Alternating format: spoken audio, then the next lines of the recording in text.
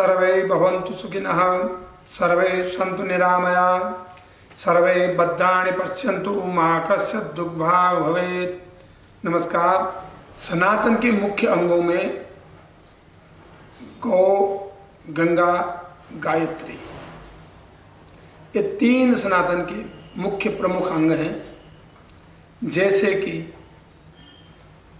हम वेदों से जितना भी सार लेते हैं, जितने भी हम वेदों का अध्ययन करते हैं, उनसे जो सार लेते हैं, तो सर्वप्रथम जो हमारा प्रथम वेद है ऋग्वेद, तो ऋग्वेद की प्रथम ऋचा वह भी गाय से शुरू होती है और उसकी प्रथम ऋचा में ही गाय का वर्णन मिलता है।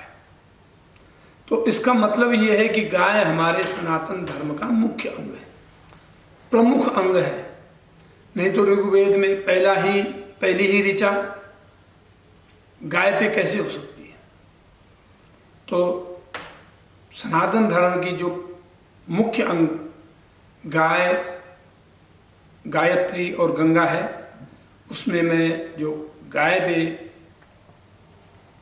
एक प्रकार का शोध कर रहा हूँ। गाय के जो लाभकारी चीज़ें हैं, हमारे सनातन ने इतने प्राणियों में से, विश्व भर में पूरे जगत में इतने सारे प्राणी हैं, जीव जंतु हैं, पर गाय को क्यों चुना? उसका क्या कारण रहा कि हमारे ऋषि मुनियों ने सर्वप्रथम गाय को ही ग्राह्य रखा है। जैसे ब्रह्मा जी ने सृष्टि की उत्पत्ति करी, तो सृष्टि की उत्पत्ति के समय ब्रह्मा जी ने गाय एक ऐसा जीव हमारे लिए बना के रखा जो मानव कल्याण के लिए लाभकारी और गुणकारी है। अग्नेवाजस्य गौतम ईशानः सहसो यहो अस्मै देहि जात वेदो महिश्रव। अर्थात हे अग्नि, हे बल से उत्पन्न अग्नि, हे जात वेद अग्नि, हमें धन आदि, गौ आदि से परिपूर्ण कर। और धन प्राप्ति का साधन हमारे पास क्या है? धन प्राप्ति का साधन हमारे पास गाय है। तुम हमें अन्न धन से और गोधन से संपूर्ण और परिपूर्ण करो। यह प्रार्थना ऋग्वेद के प्रथम ऋचा में की गई है। सत्य सनातन धर्म में हम गाय को माता कहते हैं। गाय हमारी माता है, जन्म जन्म का नाता है। तो सर्वप्रथम हमें गाय के पालन पोषण और गाय के उस रूप को, उस प्रतिष्ठा को पाना होगा जिससे हमें गाय उस औषधि का निर्माण हम कर सकें, कि गाय हमें उस औषधि को दे सके ताकि हम समाज में उससे लाभकारी और गुणकारी तत्वों का निर्माण कर सकें। सर्वप्रथम हमारा कर्तव्य बनता है कि हम गाय को उचित प्रतिष्ठा दें, उसका पालन, उसका पोषण भरपूर अच्छे तरीके से करें ताकि हमें अमृत रूपी रसायन जो गाय से मिलना है वो मिल सके। गाय का जो अमृत रूपी रसायन है, जब तक हम गाय को उसकी प्रतिष्ठा नहीं दे पाएंगे तब तक वह अमृत रूपी रसायन हमें प्राप्त नहीं हो सकता। जैसे समुद्र मंथन के बाद अमृत कलश देवताओं और राक्षसों के मंथन से, प्रयत्न से मिला था, उसी प्रकार हमें गाय से भी अमृत रसायन मिलता है। पर हमें सर्वप्रथम गाय के पालन पोषण पर ध्यान देना चाहिए। हम जिस जगह पर गाय को रख रहे हैं, गाय के जो गौशाला है उसका निर्माण इस तरीके से करना चाहिए कि वह गौशाला गाय के मौसम के अनुकूल हो और ठंडी में गाय को ज़्यादा ठंड न लगे, गर्मी में वो ज़्यादा गर्म न हो, उसकी ऊंचाई का प्रॉपर ध्यान रखा जाए कि गाय की हाइट के अनुसार से गौशाला बनी हो कि इसको कितने हाइट पे गाय का घर गौशाला बननी चाहिए और गाय एक दूसरी गाय के बीच में कितनी दूरी पे गाय को बांधा जाए।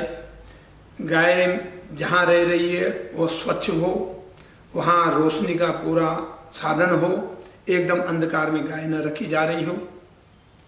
साथ ही इस बात का भी ध्यान रखा जाए कि वहाँ पर ऑक्सीजन पूरी मिल रही हो, अर्थात एकदम बंद गौशाला ना हो, उसमें खिड़की दरवाजे प्रॉपर तरीके से बने हों। जहाँ गाय आराम कर रही है उसका भी ध्यान रखा जाए कि वो कहीं गीले में तो आराम नहीं कर रही है।